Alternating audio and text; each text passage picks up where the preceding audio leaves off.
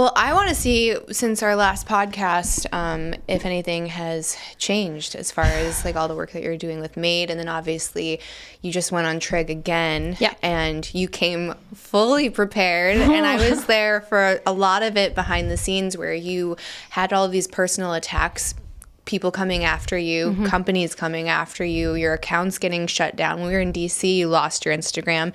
Right. And it's weird. Yeah. It's weird how much energy there seems to be to trying to shut someone like you up when all you're telling people is there's this giant corporation that is trying to kill people. Yeah, I don't think it's rocket science, and I don't think it's super complicated. I think it's pretty straightforward. There's been a concerted effort by the Canadian government and industry to promote pro-death organizations and pro-death messaging. And this isn't like some conspiratorial conjecture. This is really simply looking at what things like Simon's Department Store, I've said this several times, Simon's Department Store is a home goods and clothing store that sells things like a desk or the clothes you're wearing. There should be no reason they're a part of a conversation around death or pro-euthanasia movement, but we were seeing a slow drip happen where we were having individuals start to promote a message that had nothing to do with any arena they were in. And to me, normally when you start to see, and I could be wrong on this, but I don't think I am, when you start to see slow drip information like this put into the public subconsciously, it opens up the door to young youth being, who are incredibly impressionable, being brought into an industry that they had no recollection was even happening. It gives them and plants ideas in their heads. It feels very similar to things like SOGI in Canada, which is sexual orientation and gender identification schooling that is brought into Alberta and British Columbia and Ontario schools. And when you start to see the slow drip conversation, it concerns me. And the reason I was brought into the euthanasia and the MAiD conversation was because of the veteran side of things. So if people haven't seen it, Veterans Affairs Canada got caught with their hands in the cookie jar, as well as the Prime Minister's office, Justin Trudeau, was implicated in direct messaging from them, from the top down, encouraging Veterans Affairs Canada to offer MAiD to people who were calling for help. And what we're talking about is the same in America, where if you guys are going to call like a star 988 for suicide hotline, well, we have a hotline for veterans as well. And people would call in if they didn't have a case manager, or they had a case manager, and say, I'm struggling with PTSD. I'm struggling with the TBI. I have a diagnosis. I need help. And there was an audio recording that got leaked. And it was from a special operator in Canada. And it was, hey, I need help for this. And the individual stated, why haven't you thought about MAiD? And this is really where things get a little darker and sinister, and that conspiratorial conversation starts. So I don't really want to go down that road. I just want to look at the facts. Veterans Affairs case managers who are not doctors, not psychiatrists, not psychologists, and not nurse practitioners, who are the ones that are supposed to be able to have that conversation, or even GPs, general practitioners, were on record, on recording, offering a veteran who was asking for support, offering and suggesting in a suggestive manner, which is, as far as I'm aware, not illegal, but you can't counsel suicide, but it's like a no-no. You had this individual offering to bring up this program. To me, that's somebody who's got like a carrot and is like, oh, you need help? What about this? And once we saw and knew about one, if there's one, there's more. Mm-hmm. And that's what happened. So we started to do some digging and we started to do some research. And this wasn't just me. There's other veterans in the community, Mark Minke and other people who were like, something's wrong here. And so they brought it to me. I talked to the guy. And when I say he was experiencing more trauma as well, on top of the already trauma that he had from service, now he had this thing called sanctuary trauma, which is the people that are supposed to help you and support you are now the ones offering to end your life. That's concerning. And that makes you not want to ask for help. That's a whole different ballgame. You've broken the trust, right? And so we got into this. This is how it started to come out. Then we had Christine Gauthier come out, who was the very well-known Paralympian for Invictus Games and the Paralympics in Rio. She was a Canadian artillery gunner. She is the woman that paved the way for people like me to be an artillery gunner. She was paralyzed in the service from the waist down, and all that she had asked Veterans Affairs for was a wheelchair ramp. They offered her MAiD. And then this just started to snowball. And so we now know, and the Veterans Affairs Minister went on Mercedes Stevenson's show on the West Block and was asked point blank, do you know about this and how many? He goes, well, it was one case manager. It was only one case.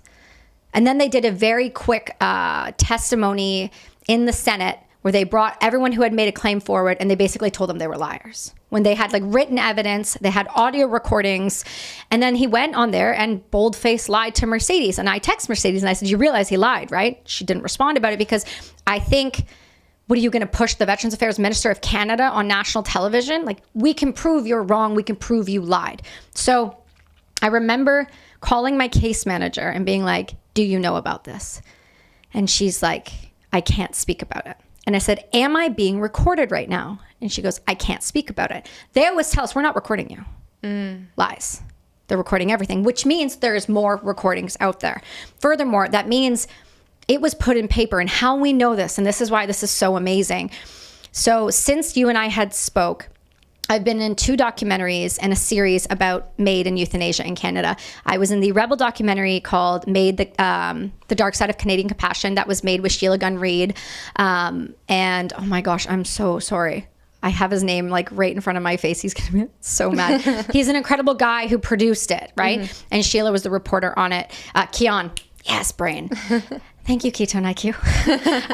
And so Keon produced it, and they went around talking to people's stories, not just veterans. But what she did, because she's really brilliant, is she got a Freedom of Information Act and ATIP reports. And what we found in those was that this went as far as the Prime Minister's office. We also found that during my book tour, which was the year before that, I had used my opportunities to discuss my book with the Daily Mail, and I said, can you please cover this subject instead?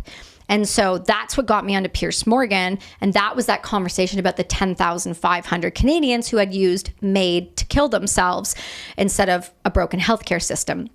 And so what had happened was, in the emails that we had on the ATIP reports, it said that this was making international news right around the time of the article that exploded and got me on Pierce. And it was getting negative attention, and they were to no longer put anything in writing. So Veterans Affairs was watching all of this stuff come out that we were talking about publicly, getting on international media, and it was exploding.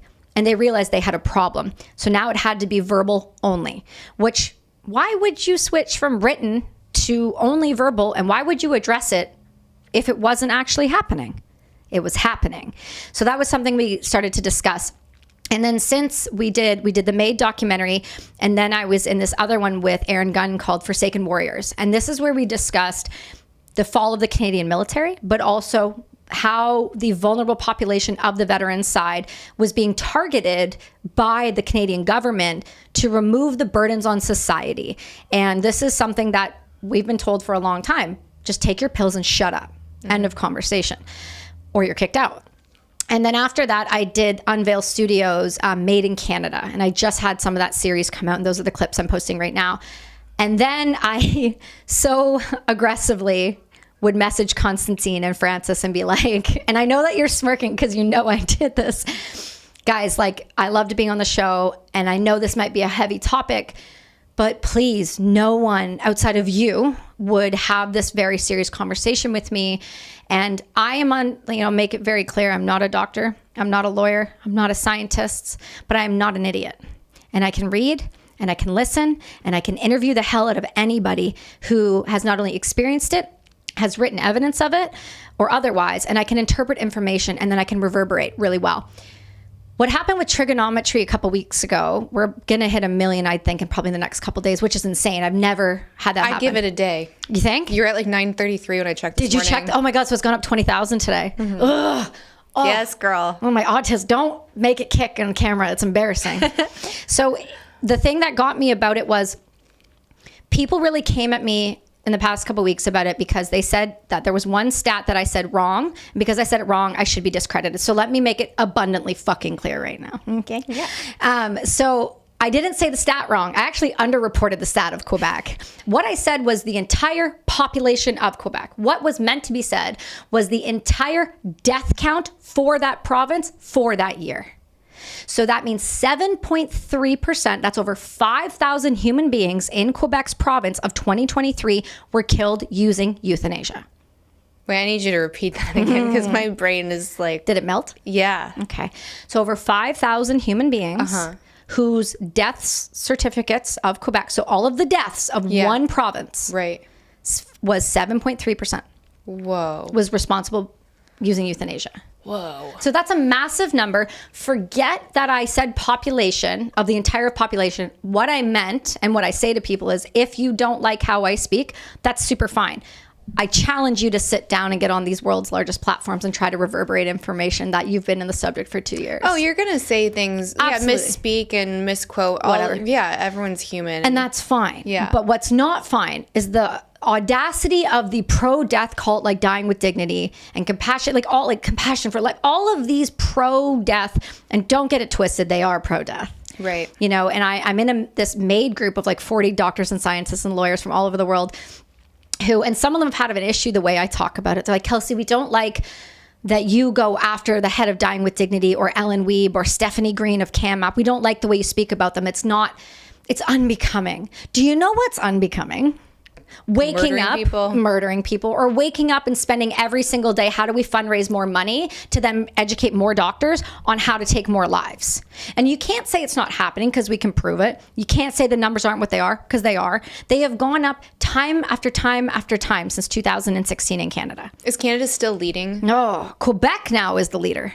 Okay. The one province of Quebec is now the fastest growing in the world. But all of Canada, is that still leading the world in? I mean, it has to. I mean, last year was 15,341. Mm-hmm. Right? The year before that was 10,000 plus. Mm-hmm. And the year before that, right? So you see, there's I think it's roughly, Alex Schadenberg had stated, we just did a trigonometry evidence show that came out 2 days ago where I went through all of the evidence from the show. We brought up articles, I really looked at the way that when you prove something, I tried to really build an episode that way so that, number one, I have these individuals from Dying with Dignity writing me open letters on Substack, which just make me giggle inside because it's like, you just spent hours writing an article minute for minute on Dying with Dignity's website on Jordan Peterson and myself.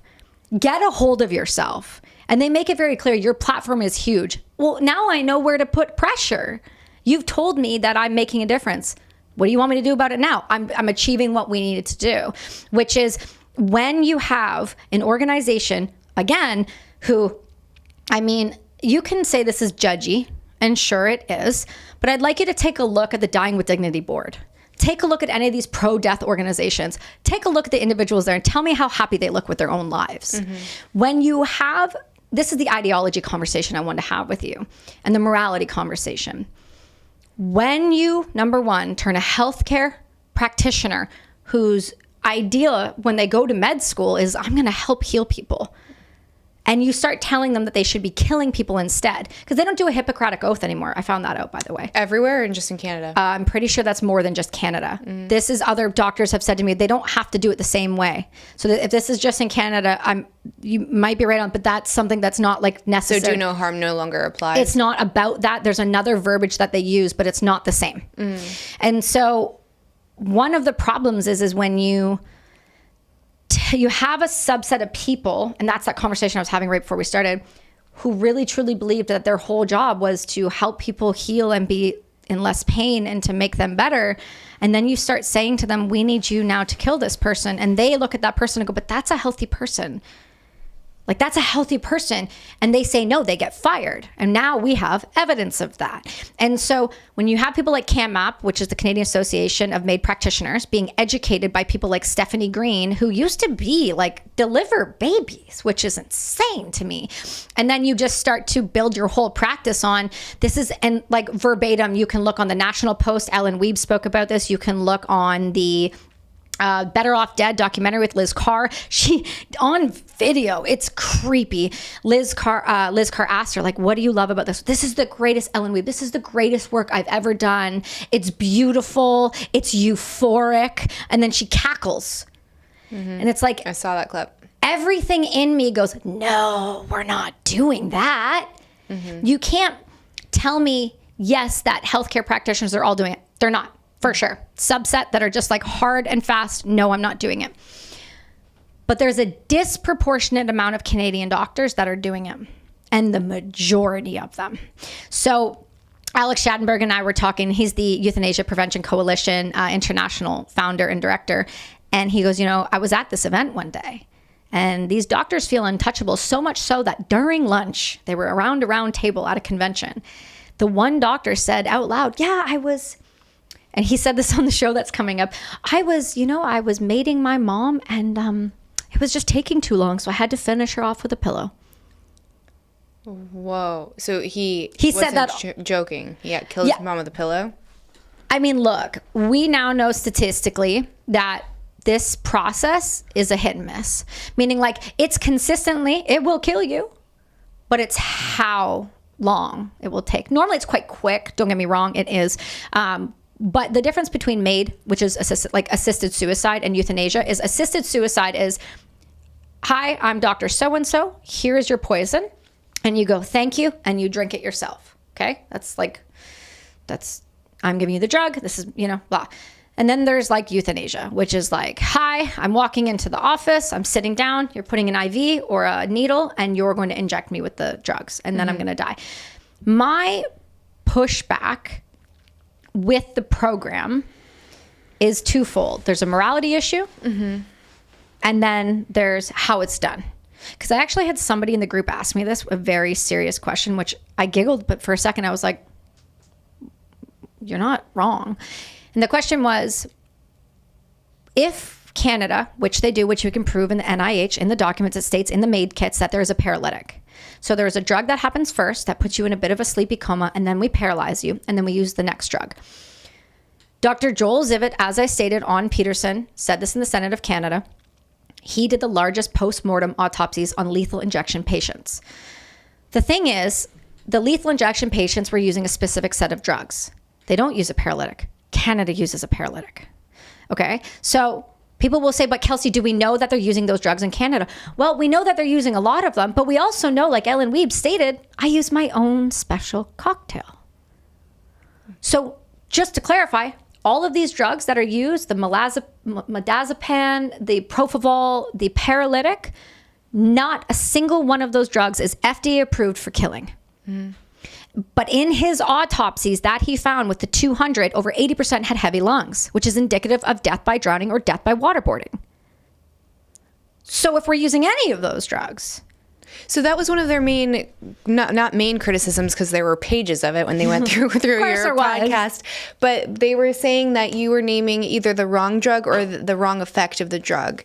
And they were saying that there's no drowning and that there's no effect on the lung. No drowning, right? So that's why Dying with Dignity in their own children's book that I can pull up right now talks about specifically the lungs. Why would they talk about the lungs if nothing's happening to them? So walk me through this book really quick. Okay. No problem. Yeah. I'd love to. So under what circumstance is this book giving to a child? Oh, this is the best. This is my favorite. I love this so much. Okay. This is great. This is so fucking awesome. Okay. So Dying with Dignity, you guys can give this a hard Google. Dying with Dignity Canada children's book. Just type in Dying with Dignity Canada children's book. The MAiD activity book, protecting children from conversations about death and dying, isolates them and leaves them to be picking up the pieces when they are able to confront it themselves. Let's just click on it. Okay. It's cute. It's blue. It's super lovely. It looks like this. Okay. Now, this is an activity book stacked beside, of course, a box of crayons to indicate it's for children. It also states pretty clearly, activity book for children. Wonderful. So when you actually look at it, they discuss that how it was developed was one of the authors had an academic and clinical background in children and child development and family systems, and she saw a need for the resource. So this book is given to those who are going through as therapeutic play in the context of illness and grief. as well as grief counselors, psychotherapists, palliative care clinicians, bereaved parents, 2 children, or working group arranged by the CVH and some folks at Dying with Dignity Canada. And then they go through how do children process information? How do you recommend family use the MAiD book? We encourage adults to read it first, My Life, Their Illness, and the MAiD activity book. Okay. And then they go through this book and then they bring it up to children and they say, even if they're not interested, enough time to go through the other books, adults can use this activity book to guide them and plan conversations. Now, it is absolutely wild when you look at the book because you can see that it is designed for children to sit there and go through this. And one of the things that I have problems with, as you can see all of the beautiful colors and loveliness that goes with it, is that they explain the drugs. So it goes, the 3 medicines work like this. The first medicine makes the person very relaxed and fall asleep. They may yawn, snore, or mumble. The second medicine causes a coma. Coma looks like sleep, but it's much deeper than regular sleep, and they won't be bothered by noise or touch. The third medicine makes the person's lungs stop breathing. But nothing happens with their lungs, though, right? Like, why would we be addressing lungs to children if nothing ever happens with their lungs? What they conveniently leave outside of here, which is in the NIH documents, it states emphatically, Canadian MAiD kit includes a paralytic. Why is it not in here? Is it because we don't want to tell everyone that grandma actually is paralyzed to death? So God forbid she has an adverse reaction, we can't actually see it happen? Or when you hear the gargling, it's just because of the lungs filling? I'm just trying to understand where the lies stop and the truth begins, because these people who design this stuff have so clearly begun to believe their own bullshit. And I stated this before, and this is what's wild to me, okay? If you own a business or you own a company, here's a great example, Liquid Death, right? This is a lime one, okay? If I were to say, as a Liquid Death employee, this is orange, but we put lime in it, and then a consumer says, that's supposed to be lime, but why is it orange? But you advertise that it was orange, but it's actually lime. You're lying. That leaves you open to litigation because you're making a claim. You cannot make a claim. Here's my problem with Dying with Dignity. And their messaging outside of being complete psychopaths is that they are claiming it is painless and dignified. Show me the proof. Yeah, because if you're paralyzing someone, you have no idea if they're in excruciating pain. You'd have no clue. It's also, you'd have to ask, why is it that you're presenting all that information to a child? Like, obviously, if a kid is going through loss or grieving, it is important to talk to them about the context of that, but in an age-appropriate way, right? So people have all sorts of ways of explaining what happens when grandma dies or when Fido dies or whatever, right? Like, you're not gonna go through. Sorry. I'm trying to find like some generic dog name. Yeah. But you're not gonna sit there and, like, if you're putting your dog down, like, watch them do it and watch the dog evacuate, right? There's like certain things that just are not appropriate for a kid to know, and that would probably go under that category. And then how suggestible that children are in general. So you've planted that seed. Now they know it's an option. Now they know it's a compassionate option. And knowing that this podcast was coming up, I think it's why the memory kind of just popped into my head the other day. There's this movie called Me Before You. Have you ever seen it? I haven't. It's got Emilia Clarke in it, and it's this romance, this rom-dram movie, and I used to love it because it was cute, and I would cry at the end, and it's like all the things that you want from a romantic movie. And it's a love story of this woman, and she falls in love with this super rich guy who's paralyzed. He's a quadriplegic, and he's miserable and grumpy, and he sees he's got all these health issues, and he falls in love with her and starts to live. But at the end of it, he chooses to kill himself. So he goes to Switzerland. Goes to Switzerland. Yeah, he goes to Switzerland and he does euthanasia, and it's supposed to be like the story that they want you to take from it is that it's compassionate, right. And it is. She's selfish. Like, her begging him to stay alive is selfish, and all his family members that are trying to keep him alive, like, they're selfish. And the right thing to do is to let him have agency over his body, make this decision, and if he wants out, he wants out. And I remember when I first saw it, my reaction was fuck him, he's so selfish for doing this. And then there's this bypassing that you see. And I think that's exactly what's happening here when you were talking about the woman that was saying how it's euphoric and it's beautiful. They have this false pretense that they are somehow enlightened or elevated or morally superior. They have transcended the human experience in a way that they can step, 30,000 feet above it, not see like the human suffering or the sadness or the loss, but like the beauty because of the alleviation of this pain or the transcendence of this soul or whatever it is, right? So I would watch that movie with like a guy or whatever, and they'd be like, oh, well, you don't see like, it is the compassionate thing, right? It's like this moral superiority essentially. And like, instead of feeling the very things that I think are indicative of truth, like your instinct essentially to say like, no, there's something wrong here. You're like, oh, no, that's actually flawed. And I need to get back into my head and intellectualize this. And actually this is the right thing to do. And that's what I see with that woman in that documentary, that Ellen Weeb. Yeah. It was like this bypassing. So she's trying to say somehow she is like conquered the human element, right? Like she knows more than you know. And she's doing the ultimate good. I mean, she's self-admittedly over 400 people, and that was only up till 2022. She will no longer admit the number. That was 2022, over 400 people herself. Yeah, you have to think about from 2016 when it was legalized to 2022. Herself is 400 people. Where is she based? She's in Vancouver at the Willow Reproductive Health Clinic. I actually think there's some stuff that came out that said that she's not allowed to use the clinic anymore. I think it's grabbing some like bad attention. I'm not sure why. Not sure. So what led to Canada being a leader in killing its own people? Like, and what led people to signing up for it? You have to be in a really destitute place to walk in. You don't think so? No. Not anymore. I mean, I would used to say that. So like a couple things before we go down that road. I encourage people to take a look at the ethnic individuals choosing euthanasia. Well, can you answer for the people that are not going to because it's they're like lazy? Above 80% are white people. Killing themselves. Yes, that are using the program. Wow. Think about that for a second. Why though? Yeah. Right? And they did some research on this, and it was like the people that they were interviewing or polling were showing higher rates of loneliness, lack of community, lack of purpose, lack of family. And these were, like I said, this is a high, I'll look at the exact number, but it's like well over 80% are white people. Well, I talked to a lot of individuals about this, and I'm like, why do you think that is? And it's like, well, because if you look at communities, like especially where I live in Canada, they're South Asian. They don't put their people in nursing homes. Grandma stays at home. Yeah. We look after the elderly. Like, your family is a different culture than just white people. You look after your people. That's the hard truth.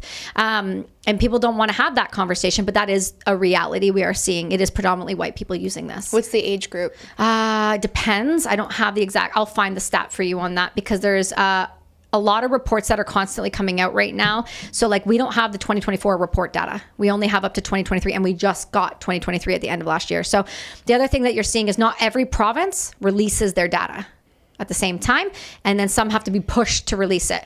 But like Alex Schadenberg said, we're getting coroner reports that aren't matching the pharmacist prescription for the drugs. So how's that not being regulated at a minimum? So what we do know on the last reporting from last year, that over 400 people in one province were deemed non-compliant death. And then what happens to the facility? So here's the thing. All that changed in 2016 was an amendment to the criminal code. It didn't put in a new law that stated this was allowed. It amended the criminal code to state that as a physician or one of the individuals providing it, all that they have to state very clearly is that I was of the opinion that the person qualified. Yeah, but even if they qualify though, and then you're using a drug that's not approved for the use that you're using it for, how is there not like a legal precedent to press charges or put them in jail or lose their license? Because the person asked for it and signed up for it and cleared off on it. So most people don't know that these drugs have not been FDA approved for killing. They don't. Like, I'm not a person who's opposed to somebody I'm not opposed to you saying like, I'm suffering, I'm dying, I don't want to do this, you know, like, and so many people will come to me with some of these really crazy cases where it's like, well, this person was like literally deteriorating and like his teeth were falling and they were swallowing them and he couldn't have any more morphine. I said, so what about fentanyl? Well, he didn't want to take it. Okay. So he's refusing treatment, but he'll take this. Just wanted it to end. I'm not saying you don't have agency over your own body. What I'm saying is, why are we allowing the government to continually expand the individual rights to have this? Meaning, 2016, it was amended for track 1 only. Terminally ill, a foreseeable death, short term. And I'm on board with that. I can mess with that. I support that, yeah. But I cannot mess with the way you're doing it. So like, if you don't want someone to suffer, let's be real brash about it. Why don't you just shoot them in the brainstem? I'm dead ass serious. You would rather tie someone, put a drug in them as their body slowly starts to shut. I'm saying there are better ways to do it. It's really simple. Potassium chloride, right? Put someone out all the way first. Maybe don't offer euthanasia or MAiD to, I don't know, the mother in Canada who went in to have a double mastectomy while she was in the OR with a gown on, sat down, ready for surgery, and the doctor came over and said, have you heard of MAiD? What? Yeah, that's not okay. So do you see what I'm saying? Like, everybody has the right to end their own life. But here's what we do know. There is a study that was done on the Bloor Street Bridge. It's called the Luminous Veil. Okay, the Luminous Veil was created because this bridge was the one in Canada where people were killing themselves from the most. Dying by suicide, killing themselves, call it whatever makes you feel comfortable. People were jumping. Yeah. Left, right, and center. So they created this thing called the Luminous Veil. You can't jump from it. And what we found is that suicides went down. Suicides not only went down, they went down in general. Because when you dangle an option in front of someone who is struggling, which we know a lot of these problems are short-term problems. So Canada is not using this as a last resort. They are using it as a treatment option. 2021 kicks in. They amend it again. Track 2 comes into place. Non-foreseeable death. This is your problem. Now this is people who have had an ailment or an issue, or whether people want to admit it, but we have proof of it. People have fallen on hard times. People who are really struggling with mental health. And 2024, March of 2024, they were supposed to open it up to the mentally ill, like mental illness only. Depression, post-traumatic stress, these all fall into that category. So you're telling me that you wanted to allow for somebody who is telling you, I'm mentally unwell. You want to allow them their own agency to say, now I want to die. What do we know about first, second, and third? I heard you talk about this on trigonometry today, and I loved how you said this. It was so brilliant.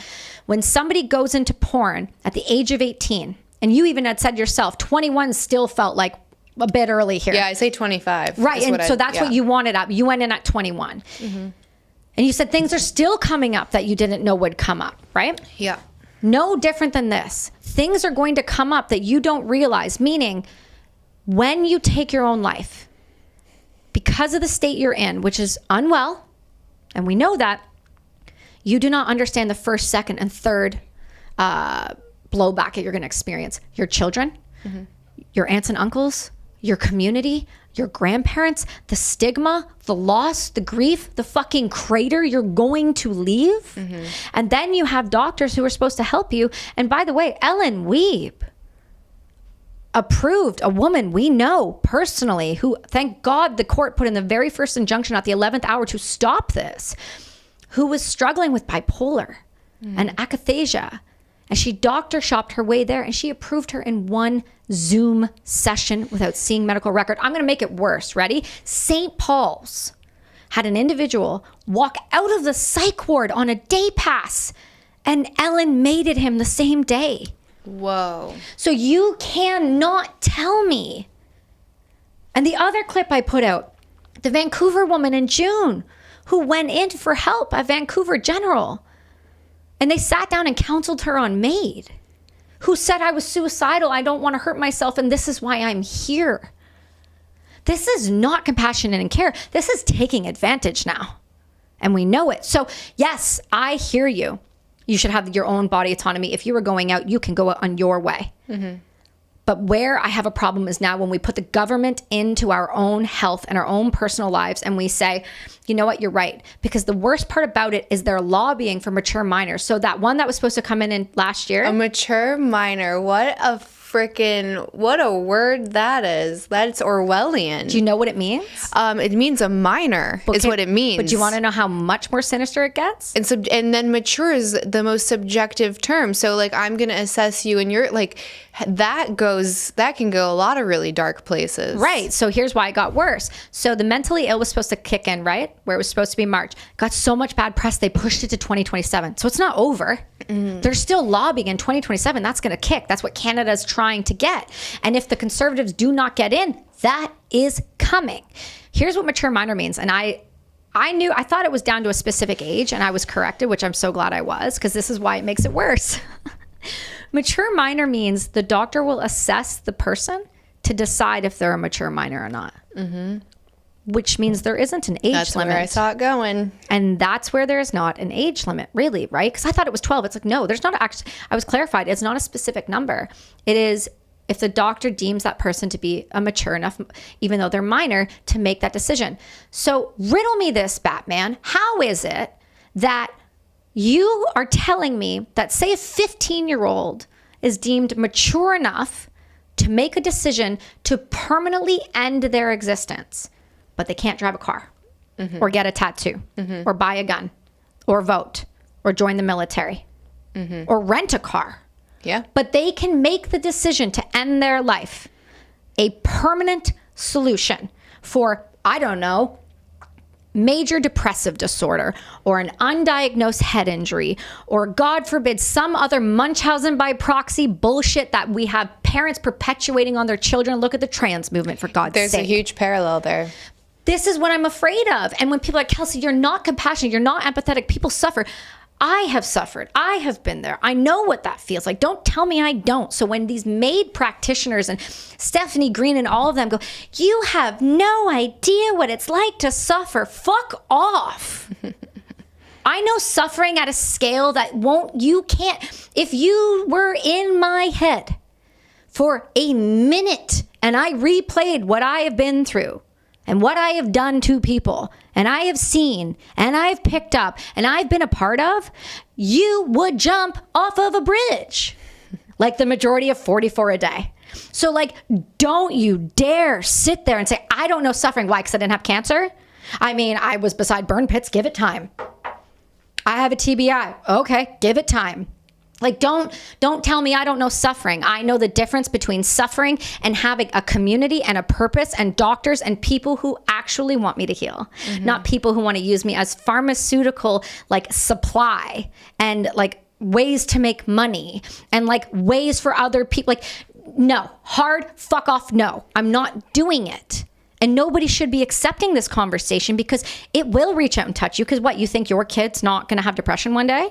Well, that's where I was going to go. It's like, why should people care, honestly? Because again, the parallel with the trans, the mutilating of children. And then hopefully that'll kind of start to slow down now that we have a whole different executive order and everything. Thank God. Yeah, we'll see. So in the States, how many states is euthanasia legal in? And then do you see it being open to all 50? Oh, you mean the 10 states in one jurisdiction? It's already happening? 10 states. Yeah. I didn't know it was 10. I thought it was 2. My guess was going to be Oregon and California. Oh, Oregon for sure. California. Yep. Hawaii. Want to hear about a great case in Hawaii? Okay. This one's fun. So recently there was a doctor in Hawaii who was in the middle of a MAiD process, and the individual said, I think it was no or stop. Guess who kept going? Guess who's being charged with murder now? Whoa. So I'm going to try to find it right now. One of the best... Why?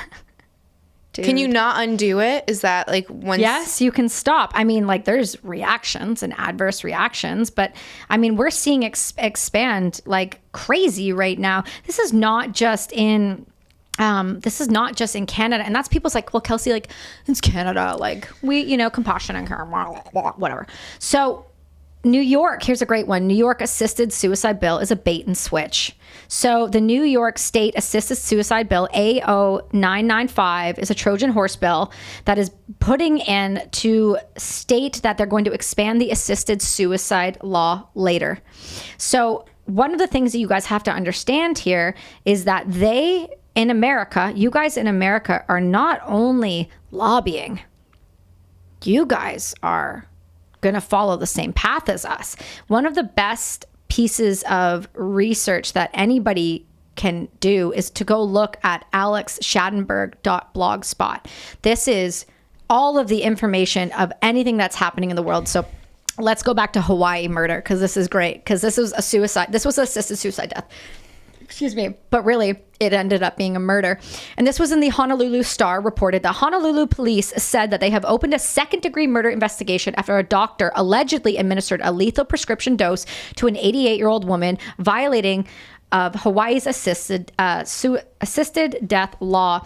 It was the law that requires self-administered or completing the act on their own, meaning I give you the drug, you swallow the drug.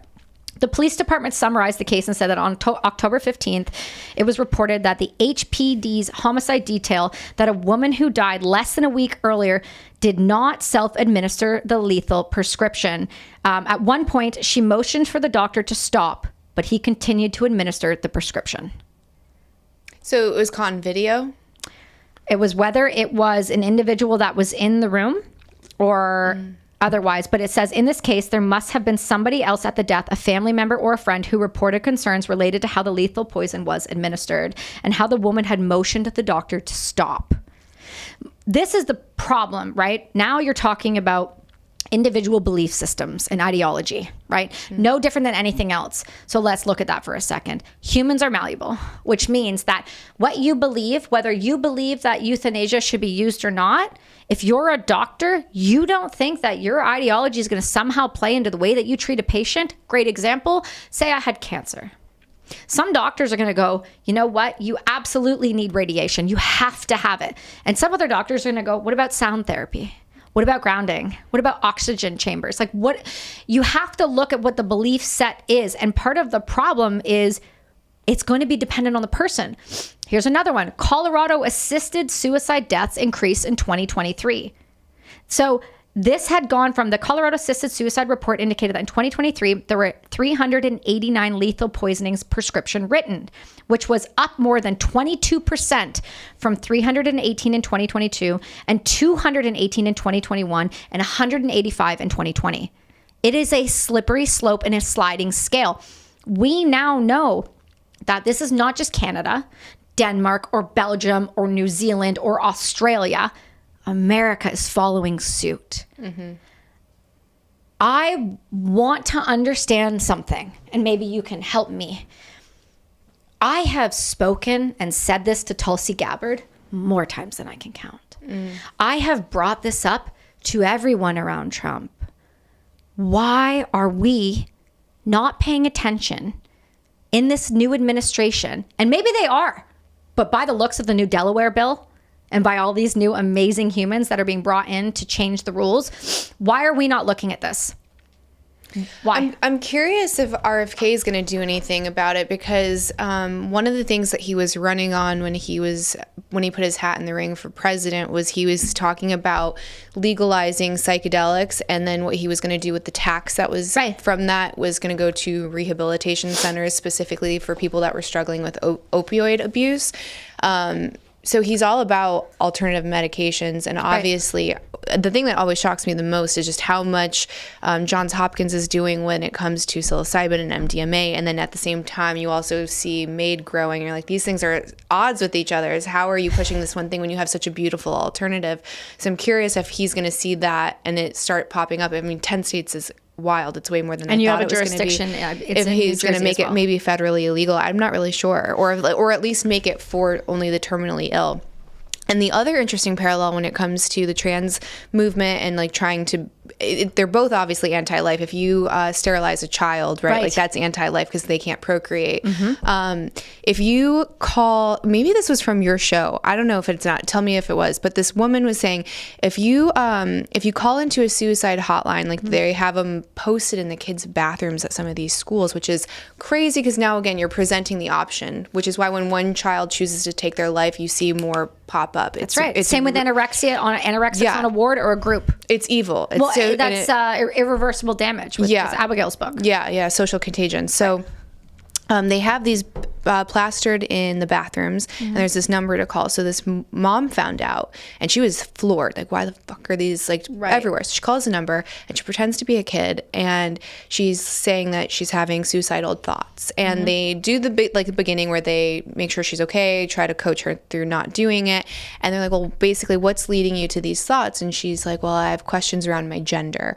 And they're like, oh, okay, well, in that case, let's forward you to this other line. And they send her to this gender therapy where you now are in a chat room with adults and children that have gender dysphoria and are talking to each other, and you have these adult predators that are like, well, I can be your new family now, and don't worry about them, and then other people helping them get hormones without adult consent.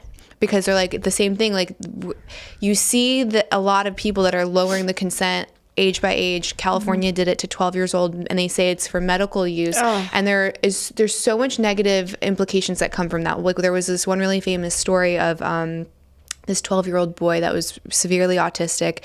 He was on these mood stabilizers, and there was a custody battle between mom and dad.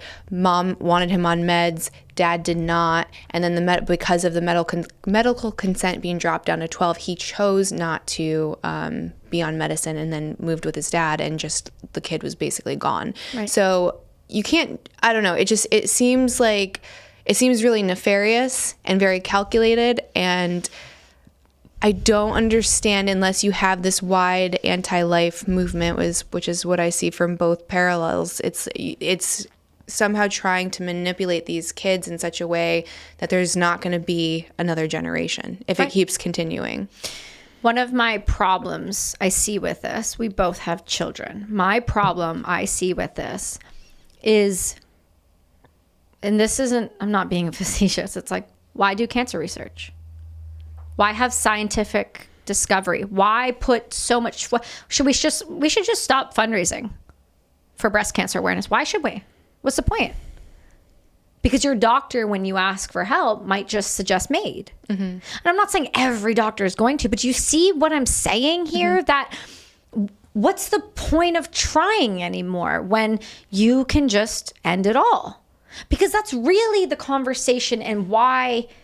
And it's truly the conversation, because if it wasn't, we wouldn't be expanding past the terminally ill. Well, also, where did the idea that life comes without any pain? So, oh my gosh, I had that conversation, what was it, like 2 days ago with Alex? Like, exact conversation.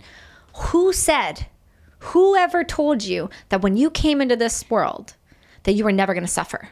That you were never going to go through something hard, something difficult, loss, grief, your own personal struggle with depression? Whoever told you that you are so privileged that you're never going to experience all of the emotions and what it means to be a human? Because that's what I see, right? And I know RFK is saying the same very similar things. Like, we are over medicating these children. We are numbing them like crazy. So when something tragic happens, they can't feel. So why, number one, wouldn't you just do the opposite? Provide children with the tools and the individuals around them, so that when something goes wrong, they have walls to smack off of, and they have real applicable things that they can do, rather than say, it's all right, you're depressed, take this pill, numb yourself out, fuck your libido, destroy your mental health, and you won't know if you're ever happy. It's no different than little girls in birth control, right? No different. You've talked about this before. When you were on birth control, you were attracted to something different. Your body is something different. You don't see the world the same at all.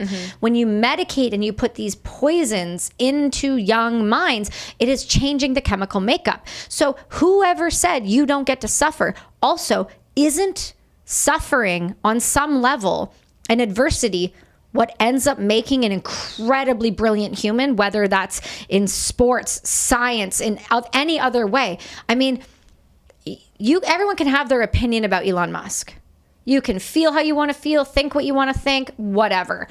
But if you knew that guy's childhood, or you took time to read the book that's about this thick about him, look at the struggle he went through. Look at the adversity. Look at anybody who's done anything in the world. Anybody. You don't like Elon, pick a person. Struggle makes a human. Developing resiliency is part of what happens. Why wouldn't you want your child to feel all of the emotions, from extreme sadness to extreme happiness, so they know they have some sort of, this is who I am. This is what makes me happy. This is what makes me sad. We are moving away from what it means for an individual to know themselves. That is how you get manipulation. No. You should let them kill themselves. How dare you? Well, I don't know. Maybe instead of saying and accepting, like in the movie, and her saying, this is selfish of you. Suicide is selfish. It is. It's an uncomfortable conversation, especially in the veteran world. We don't want to say that. Somebody was suffering. I understand. I was there. But you have to look at, okay, you're suffering. What do we do? How do we move? How do we help you? How do we surround you? Unfortunately, not everybody has that privilege. Some people don't have families, have community, or otherwise. And that's the harsh reality about suicide. But we can do better. Better food, better community, and not allowing people to fall through the cracks and telling them that, you know what, it's cool if you die. Well, the whole state of mind thing too should, again, anything but being terminally ill, like it should revoke that as a possibility, because if you're not of sound mind, you shouldn't be able to make any decisions. And then that is just your teenage years in general, right? So you're saying like mature minor, that doesn't exist, especially with young girls. Think about how crazy their hormones are, right? Like I would have a breakup and I'd be like, the world is ending. Like Romeo and Juliet, essentially, right? Like I just need to not exist anymore, because if I don't have him, life's not worth living. Exactly. Like imagine if something was available. Are you kidding me? So here's what was wild. After Jordan Peterson's clip kind of exploded, I started getting DMs from group homes in Vancouver of people that were running these facilities. And this was before they had stopped the mental illness one, right? So this was before. And they were like, we are hearing of groups of girls that once this goes in, they're going to walk in together to the hospital. It's like, once they get a hold of you, you're in the system. And the reason we know this is because here's a great case. If you look at, I can't say their names because this is legal, but it is reported. So WV and MV in Alberta, okay? 27-year-old autistic daughter, high functioning autistic too. I'm not talking about needs to live at home, chooses to live at home, but high functioning, very smart fixator, okay? Yeah. She applied and got approved. She's not sick. She's not terminally ill. And then her parents had to spend every single dollar they had fighting the legal system to not allow the Canadian healthcare system to kill her. What? That's your child. I don't care if she's in her 20s. She's your child. She lives at home. What, are you just not going to fight for your kid? You're just going to let it go and be like, you know what? You're right. You're old enough to make that choice because you're over 18. How many young humans who are in their 20s do we know that make absolute dog shit decisions on a regular basis? Yeah. You can't tell me that by the time you're 18, you can just make the right choices. I mean, look at the military.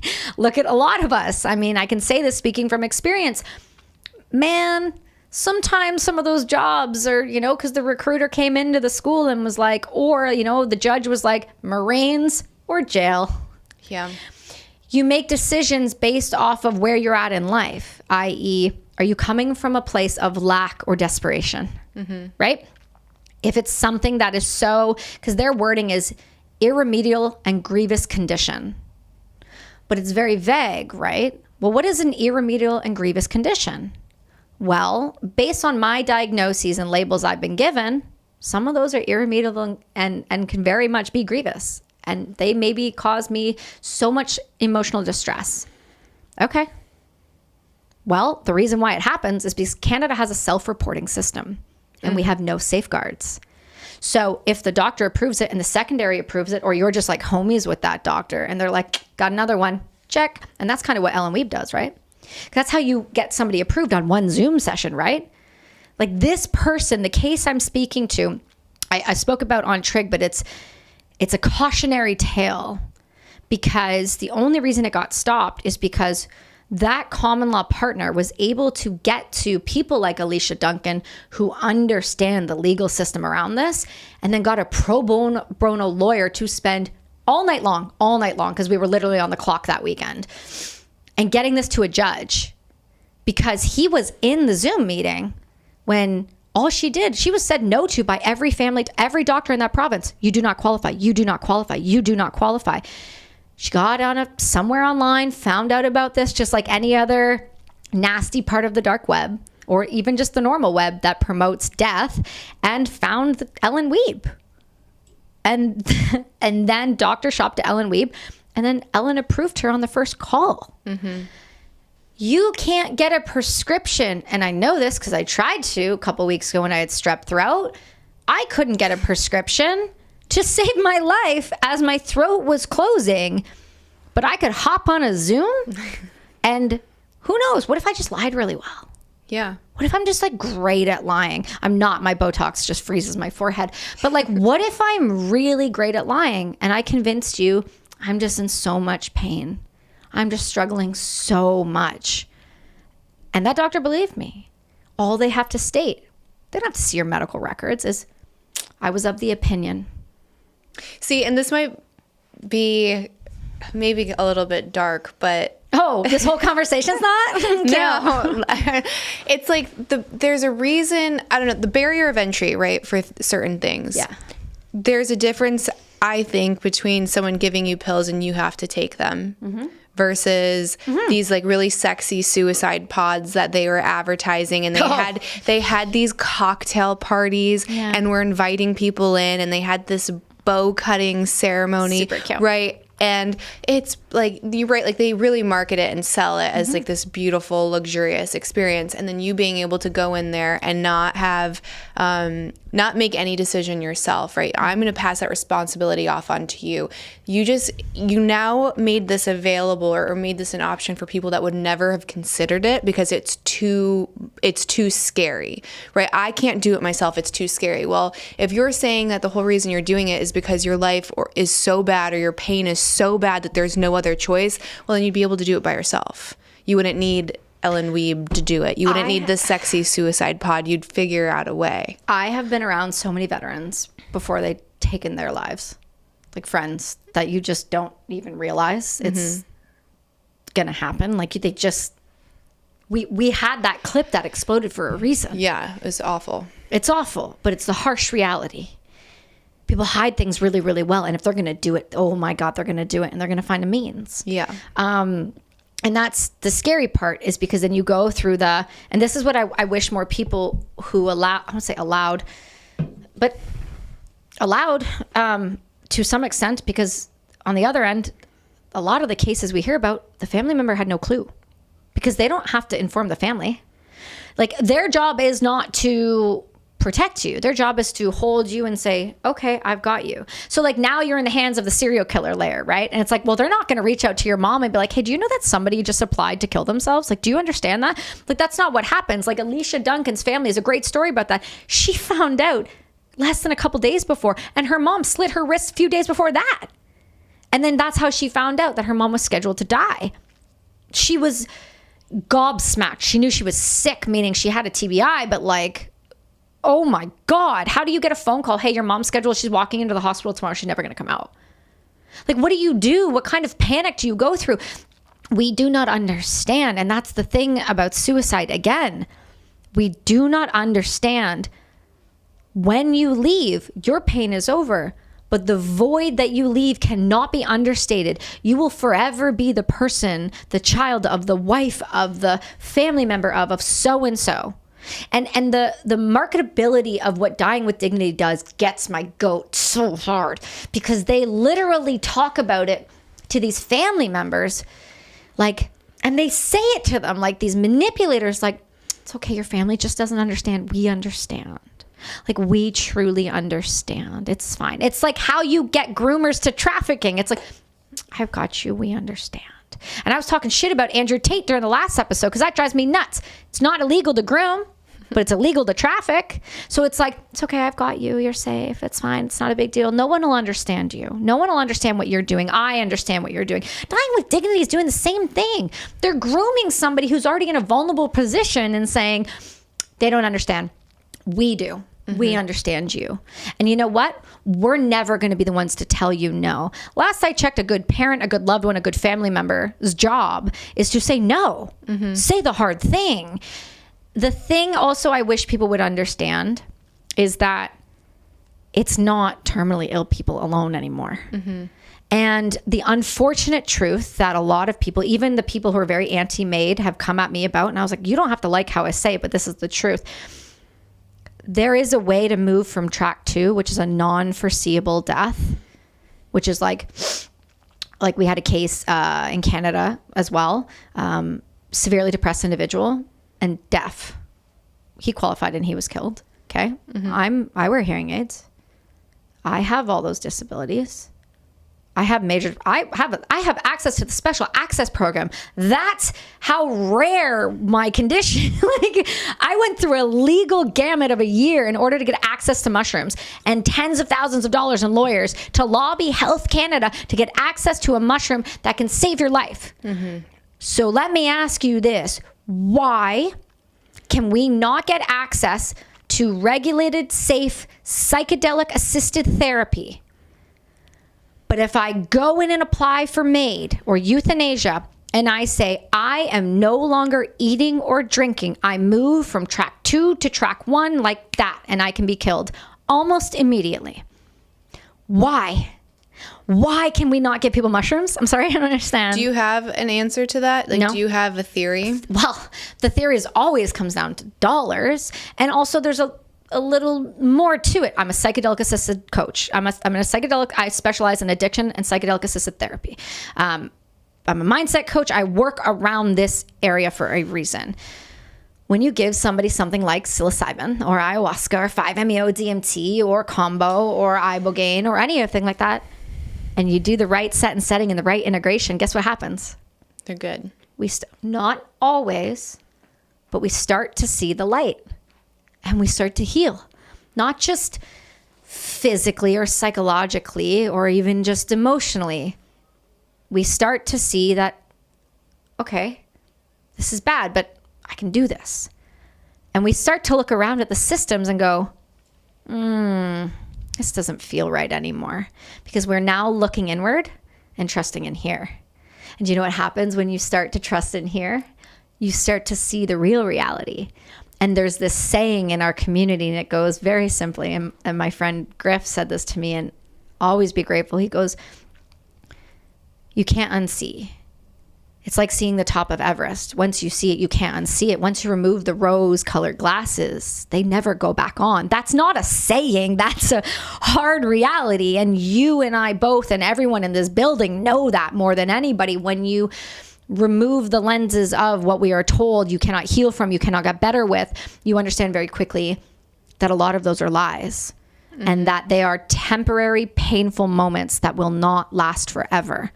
When you give somebody psilocybin and you do it right in the right set and setting with integration, you show them that they can heal, and not because of the medicine, but because the medicine gives you the tool to help heal yourself and show you what you need.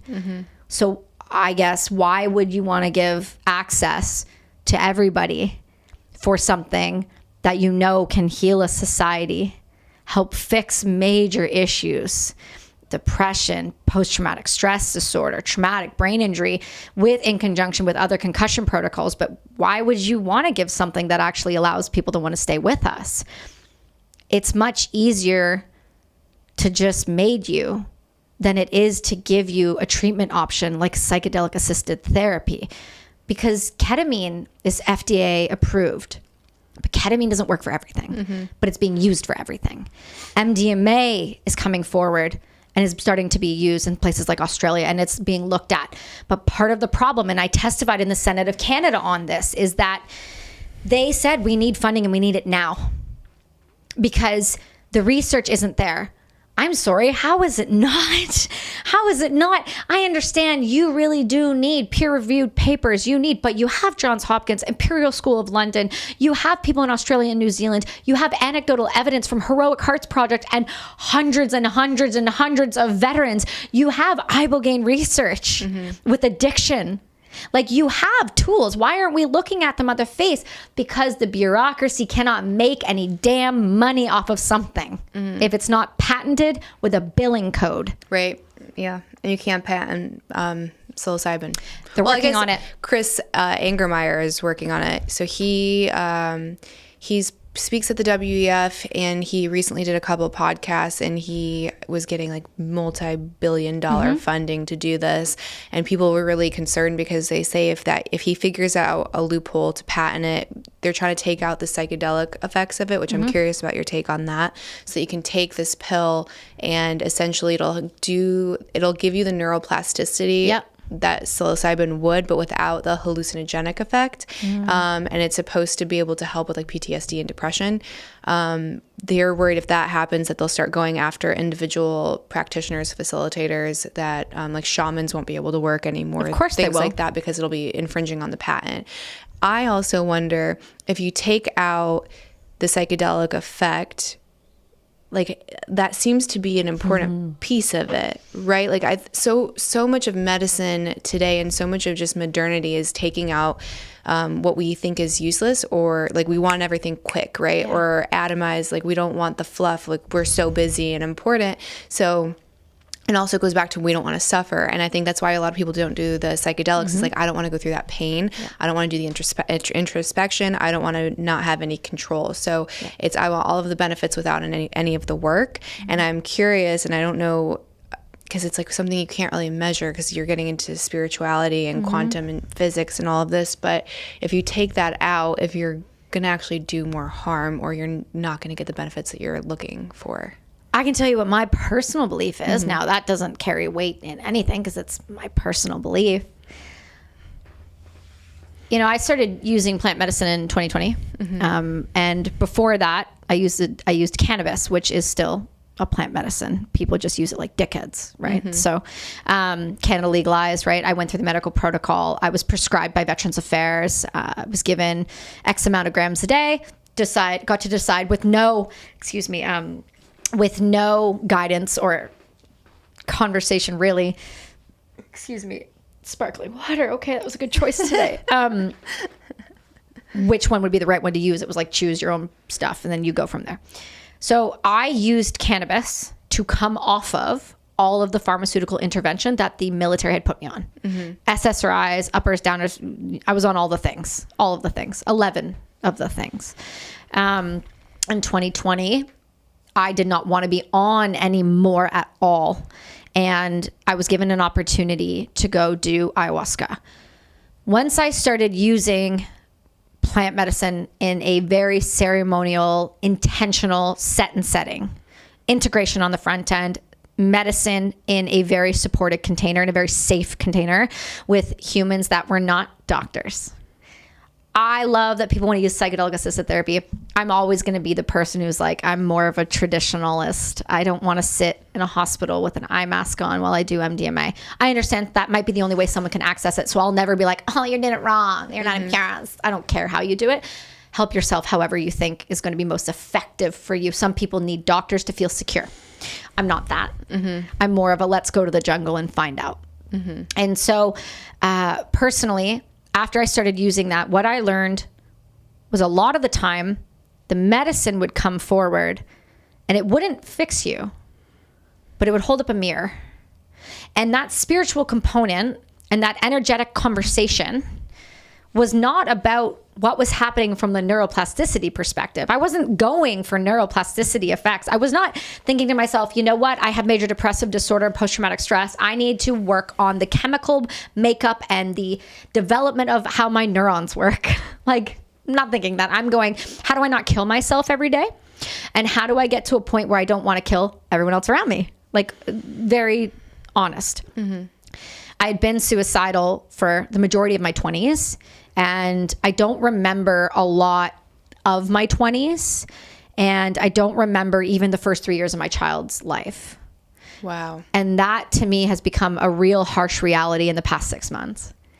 The amount of pharmaceutical drugs that I was on when I had my son makes sense. And I had psychiatrists and teams around me still, but it just wasn't clicking. Something was still there. So I believe personally, myself, not speaking for anyone or any organization that I work with, I believe that if you remove the spiritual aspect, people will say they've sat with God. Some people will say, well, medicine's not God. Some people will say, well, I sat with Aya. Well, you know, Aya's not medicine. Well, okay. Well, we're getting into semantics here. Whatever energy presents itself to you when you've ingested the medicine, and whatever individual around you has helped bring that forward or facilitate a conversation or an opening of the medicine, I truly believe that that is such an important part of the process. I'm sorry that some of these medicines end up in you purging yourself stupid and throwing up and it being painful. I'm sorry that some of you end up having really high anxiety throughout it. But I also believe that there is a purpose in the pain and a lesson to be learned. And if you remove that and you strip the energy from these medicines, you're taking away an opportunity for that person to not only work on themselves, but to go inward. I understand the brain's going to do what the brain's going to do. But I think if you start stripping away what makes these medicines powerful and the conversation that happens, you're doing it a disservice. And I think that you're stealing from, and you can say, but what about the greater good? I can promise you from the people I've sat with, all they want is for healing to happen. So to strip it away and do that, that scares me. But I've also sat with pharmaceutical grade synthetic psilocybin that is being tested to be run through Health Canada as a pill for clinical trial. And how's that? So here's what's crazy is I did that clinical trial a year and a half ago now. And I sat with a macro dose, one of the first synthetic macro doses. Okay. The rule that I made though is I will do it, but I want my healer there. I'm not doing this on my own. I'm not doing this the way you want it done. So the compromise was the psychedelic assisted therapist was in the room, but my healer, Jay, who has worked with the Kutanawa, was coming. And we filmed the entire thing. And I have to tell you, I was very nervous, and she spoke with her elders about this because we are taking the medicine and we're synthesizing it. How do you feel about that? And the response was really, really beautiful. We know how to make human beings do what we need to get to the masses so we can heal as many people as possible. And humans and the ego move with money. So they're making themselves available in a way, understanding that this could potentially happen. Now, this is what I was told, so I'm just reverberating what they had said. And that was the only way she would work with me on it. She goes, I have to talk to them. I have to consult with them on this. So she did. And we sat and we did it. It had a faster onset. I had no, in terms of psilocybin, and I had none of the stomach issues that sometimes come from the fibrous material. And it was in a liquid form. And I know it's being switched into a capsule.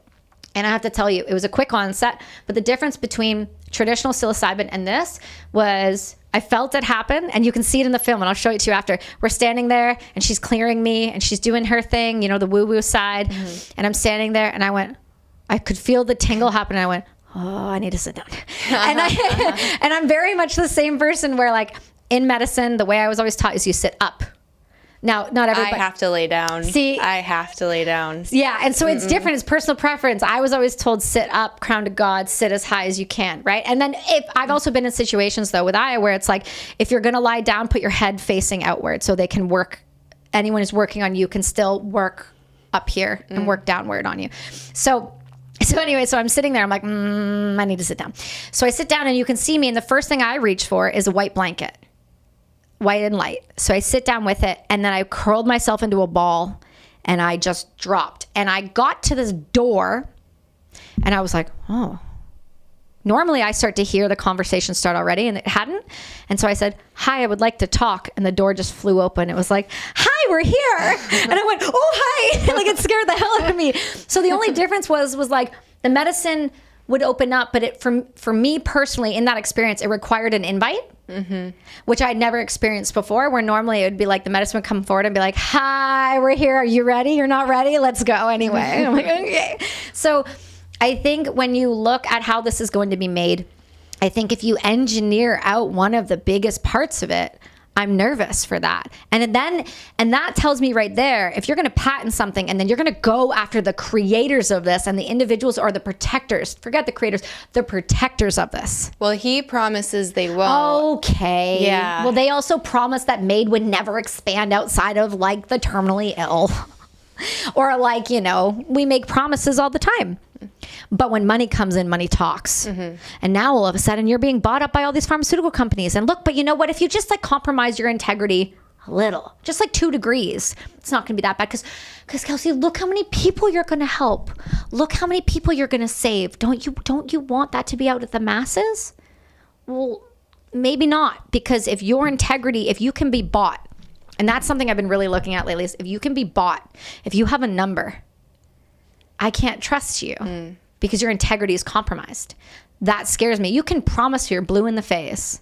I'm sure when all these people go into the Amazon from pharmaceutical companies, they promise they will never do harm with it or whatever, opioids, otherwise, right? I have a hard time with somebody promising something they know they cannot control. That tells me everything. I understand the intention. But that shifts. Yeah, you're only one person. And once it's behind a giant company, your opinion, your desire is not going to be that's cute. Anything. Yeah. Right. I mean, look at Steve Jobs, the way he moved. People come in. Oh my God, next thing you know, you don't have a board. Next thing your board says you're not allowed there anymore. Right. Okay, but this was my intention. That's great. Cute intention, but we need to make money now. And so if you can start doing that, we don't know what that'll do to people, right? Because the other thing people have to understand about psychedelics is we are fundamentally changing your perception of reality. And the other thing about psychedelics people don't want to say, and I've seen this, is not everyone's a candidate. Well, yeah, true, because, right, if you have certain disorders, I think bipolar, schizophrenia, those types of things, you kind of want to stay away from it because it can make those things a lot worse. What I was taught in school is that, and people have different feelings about this, right? So it's whatever. What I was taught was brothers, sisters, direct family members, moms, dads, aunts, and uncles. If there is a condition within that, bipolar, schizophrenia, otherwise, maybe not for you. Oh, interesting. Maybe not. Is that, so would you say that's all psychedelics or is that specific? No, so that's what I was taught. That doesn't mean that's true. Oh, okay. Right? That's what I was I was also taught like some people had also said as well in the program that it was okay to be on certain SSRIs. No. That's why I said that. But you see what I'm saying is like, just because it's said doesn't make it true. Yeah. So like for me, if I had a client, I'll give you an example. If I had a client who had said to me, I was diagnosed with bipolar, or I have a family member who very close, is schizophrenic, and I would like to go do this. And this is just how I was diagnosed, but I think I was misdiagnosed. I would go, I don't think it's for you. Because I'm not going to touch that. And then if I have a client who says, I'm on a high dose SSRI, I'm going to go do ayahuasca, I'm going to go, probably not.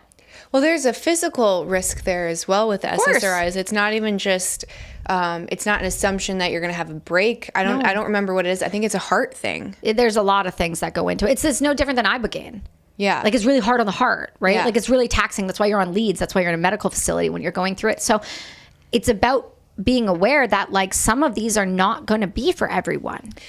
Question with Ibogaine. I forget who I was listening to speak on this, and we have a lot of evidence that it's amazing for addiction. It's one of the hardest drugs, if not the hardest drug to take. I know a couple people that have done it, but he was saying that women shouldn't do it, even for addiction. Like I forget what his alternative prescription was for it. It was a different psychedelic, a different modality. Iboga or maybe. Okay. But he was saying specifically with Ibogaine, it is way too harsh on the body, and it has something to do with our chemistry. Interesting. I have never heard that, but I'm going to look into that. I thought I was really curious. I know veterans we've sent to go do it. I know women who have done it. I haven't.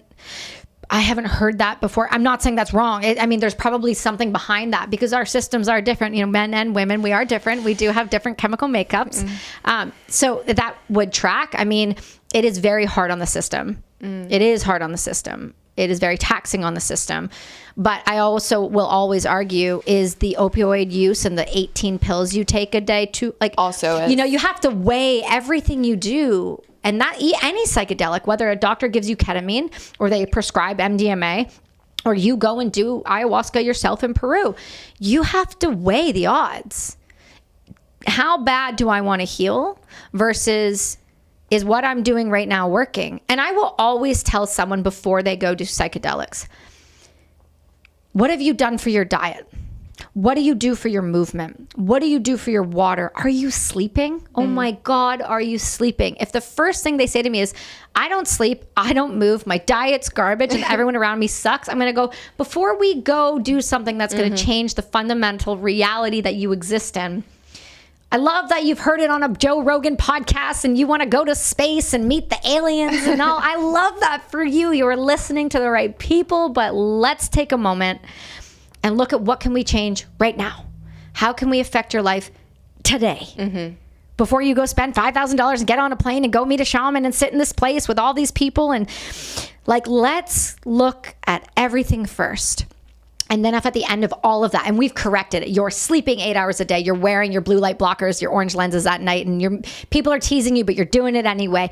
You're eating really healthy. You cut out carbs, you cut out sugar, you cut out refinement. You're cutting out people that are energy suckers, and you're moving every day, and you're running, or you're walking, or you're drinking your 3 liters of water a day, and you have your electrolyte, you're drinking your ketos. Before we do that, before we go, let's go do ayahuasca. Let's look at all of these. How do you feel now? You might be able to handle your life. But stop telling me they're a cure-all, fix-all. They're not.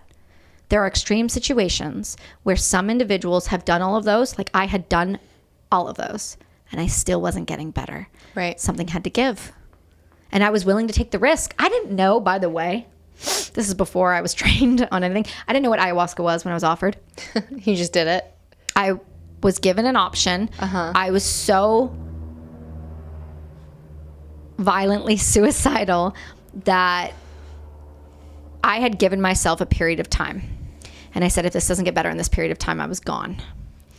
And I was approached by Griff from Combat Flip Flops, who saw through my fake facade during the show and said, hey, in 30 days, a group of us are going to sit with this medicine. Do you want to come?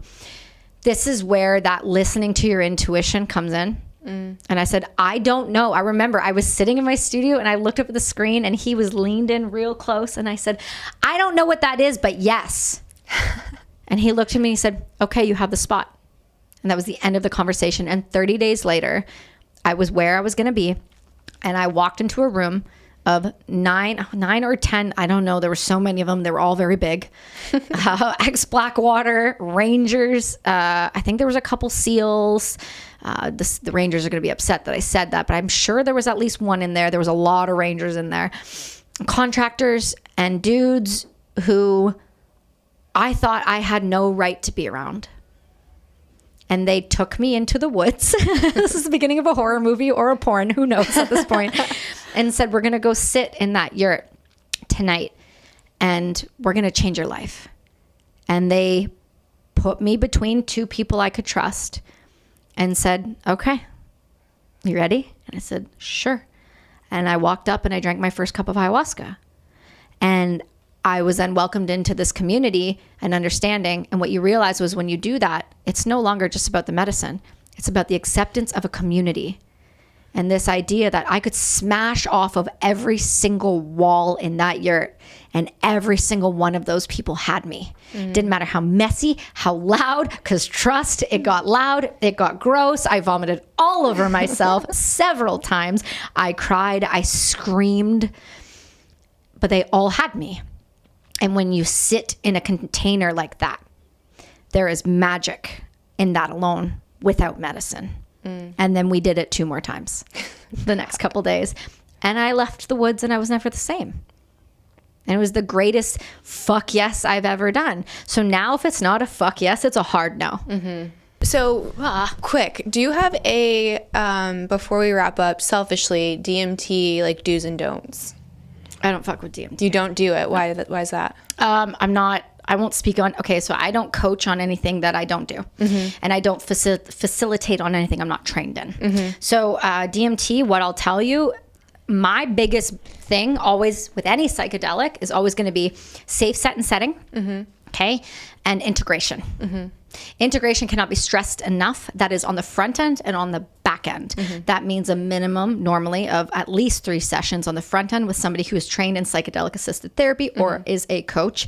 And then at least 3 on the back end with a proper, you're smirking for a reason. Yes, I am. And it is so important in my personal belief that if you are going to ingest something that is going to have a radical impact on who you are, Candice, we're going to do it with every tool at our disposal. So don't do it after dinner tonight. Oh, well, I'll be there, so that might be a different conversation. Yeah, okay. I always say, safe set and setting. What did you do before? Did we prepare properly for the reality of what it will be like when you come out? No. Okay. So did we learn? Yeah, we'll continue after we'll continue we're done. this conversation. I'll see you after this. So where can people follow you, support you? Is there anything that they can do to help kind of raise awareness around MAiD and the spreading of just mass murder, essentially? Yeah, it's, I always tell people after they listen to these episodes, I'm not, again, being facetious. I'm being very genuine. This shit is heavy. What we talked about can be really depressing. And when you constantly have to live in this world, your self-care is so important. So anytime you listen to me, which is frequently lately, and I do apologize to the globe at that, it's heavy. So what I would like you to do afterwards, you listen to this, go hug a loved one, go call someone that you feel like might be struggling, go and sit, and I'm not exaggerating, somewhere quietly, sit up tall, breathe in your nose for 4 and out your mouth for 6, and do that for a round of 10. Let it go. All you can do is what you can do, but never ever underestimate what a pebble in a pond can do. Meaning, if you know someone that is considering MAiD, you don't have to reverberate and data dump. Send them the Jordan Peterson clip. You don't have to data dump. Send them the trigonometry one. I do an entire series on the Kelsi Sheren perspective where all I do is talk to the leading scientists, the leading doctors, and now a nurse that is coming forward for the first time. We've never had one to talk about what's really happening in the healthcare system. And you can listen to their own words. You can listen to the stories of the family members who have died, because one thing about MAiD that all of these people love, these pro-death orgs, the dead don't talk and the dead don't complain, but their family members do. Alicia Duncan's story is on there. Roger Foley's story, who is a living person who is being constantly pushed to kill himself using MAiD because he's in a hospital in London, Ontario. Kayla Pollock, who was vax injured and is now a quadriplegic who is being pushed on MAiD. Christine Gauthier's story is on there. Alex Schattenberg is on every other week, and we are going through the most recent data research in America and across the globe. Dr. Joel Zivit is on there. I've got Amanda Ackman coming on. I have some of the world leaders in this space. You can go check out that series. YouTube is currently still up, but I really would love if any of you can do anything. It's just to go and rate the show on Apple or Spotify. Go follow it on there. Go subscribe on there. We don't have that type of show that monetizes on YouTube. We are people that are, and I say we because I've got a team behind me making these incredible clips, and these people like you that are willing to have these hard conversations and be honest about it, and be willing to give me a platform and hold a space. So you can go check out everything on there. I have my own website. So if you're looking for psychedelic assisted coaching, you're looking for mindset stuff, I work with athletes and I work with executives and other people who are just really wanting to understand how they start healing themselves. That's at kelsisheren.com. And everything else you can find on social media. It's all under Kelsi Sheren. And you and I have clips going out everywhere, left, right, and center. So I'm sure if somebody needed me and they couldn't get to me, they can probably get to your beautiful face, who will then eventually get to me. Yes. Well, yes. Thank you so much. Thank you, darling. It's good seeing you. I know. All right, and hit that subscribe button, and we'll see you next episode. Bye, everybody.